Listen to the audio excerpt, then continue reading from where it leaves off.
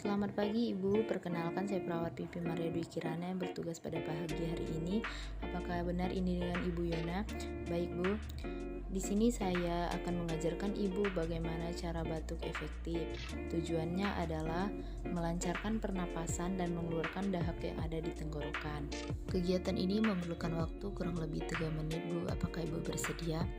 Baik Bu, langsung saja kita mulai. Silakan Ibu duduk. Ikuti arahan saya ya Bu. Baik, tarik napas, buang, tarik napas, buang, tarik napas, tahan Bu, batuk Bu.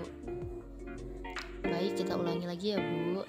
Tarik napas, buang, tarik napas, buang, tarik napas, tahan, batuk Bu.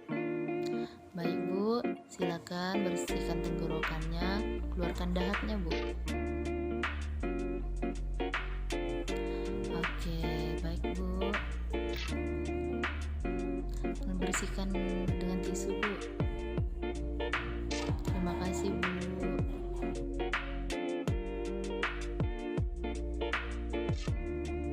Kegiatan ini telah selesai dilakukan. Bagaimana dengan pernapasan Ibu? Apakah lancar? Baik Bu. Silakan pakai maskernya Bu. Jika Ibu memerlukan sesuatu, silakan hubungi saya di nurse station. Terima kasih atas waktunya Bu. Silakan tidur kembali Bu. Jaga kesehatan ya Bu. Terima kasih.